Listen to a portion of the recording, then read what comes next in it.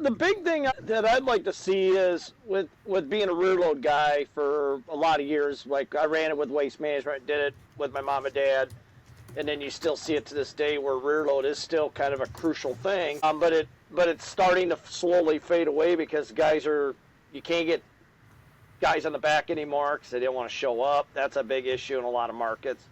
Guys just show up and they quit one day because they can't handle it. Companies got to start thinking about the future of their company. I mean, if you, if you're wanting to expand, but what's holding you back is the equipment you're running, well, then you need to analyze your whole company to figure out how do I become a better company to compete with brand X or brand B because they're beating me up because they're taking contracts from me. The other thing that I'd like to see implemented, if we could figure out how we can push this, is simple technology that's been made for how many years? The radar system. Put some kind of a radar system on the back of a rear loader that's up high enough that can be pointed at a certain direction that senses density, speed, and space, and then distance. Distance, speed, and then density. So if you got a car and it knows its GPS to know what speed is in the area. So if you're on a 25-mile-an-hour road picking up garbage, you know that car, if it's driving 25 or less, it's going to chirp at you. If that thing's going 30, 35 mile an hour, it's going to belch a loud beep. That guy can at least have some time that he knows there's something coming. He could turn around and look and say, oh, shit, that car's coming pretty fast at me. He can get out of the way, and at least that way we can at least save a life from not getting hit or an injury that could put a guy in the back of the truck that's gone. He can't do the job ever again.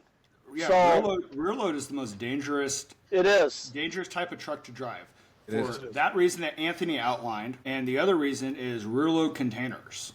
Yes. Right. Yep. Like I have videos. So a lot of it is you go back to the driver aspect of it, right? So you have the locking bars on each side, right? Well, guess what? Maybe you have a driver that's like, oh man, I picked up this container, so many times. It's a 6-yard low back, and I'm gonna hook it up, but I'm not gonna anchor and lock the pin that's closest to me, right?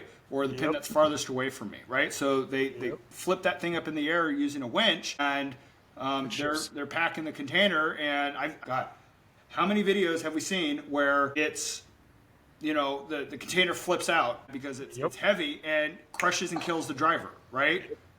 So I've seen it, and I've had it happen to me. I did it I was at Waste Management, and I had that mentality for so many years, and I was dumping an 8-yarder at a school, and brought the blade down, and I half swept it because I knew it had some lumber in there. And guess what? They come off the truck and is leaning up against the building. And ever since that incident, I'm like, that's it.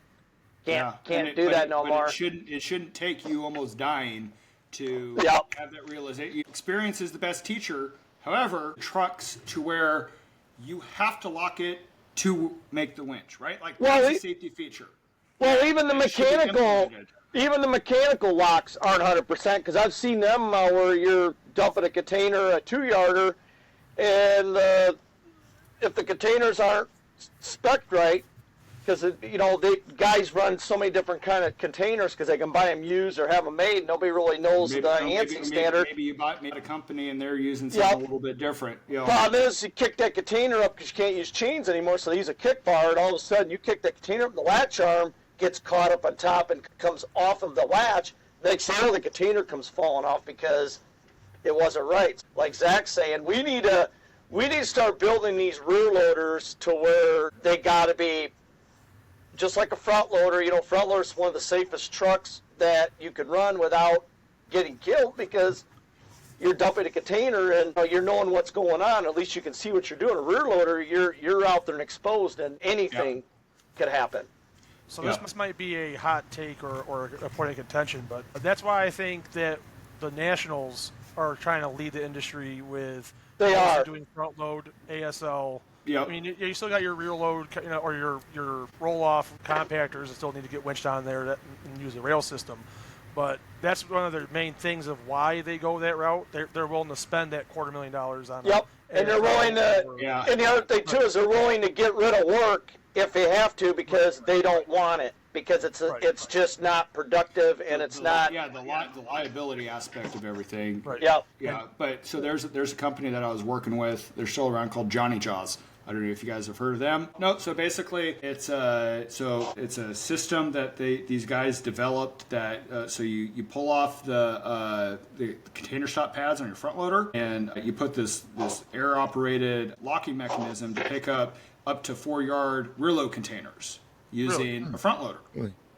But unfortunately, I love the guys to death, and they've sold quite a lot of them.